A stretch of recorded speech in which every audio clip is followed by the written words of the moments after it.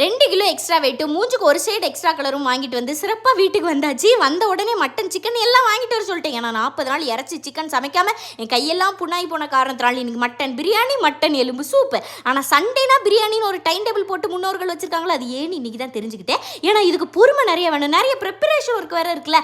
6 அமரை தான் பண்ண முடியும். நான் பஸ் பிடிக்க போகிற அவசரத்திலே பண்ணேன் பாரு, படப்படன்னு தான் பண்ணிக்கிட்டு இருந்தேன். ஆனால் ஏதோ எங்கேயோ உடைக்க போகிறேன் இல்லை கற்க போகிறேங்கிற மாதிரியே தான் தோணிக்கிட்டு இருந்துச்சு. பட் சூப்னா நான் பண்ணதே இல்லை. டக்குனி அத்தை பொண்ணுக்கு மெசேஜ் போட்டு வாங்கினது. அவள் தக்காளி எல்லாம் சொல்லவே இல்லை. ஆனால் பிரியாணிக்கு வெட்டினது மீதி கிடந்துச்சு. அதை வேஸ்ட் பண்ண முடியுமா? முடியாது. அதனால தூக்கி சூப்பில் போட்டாச்சு.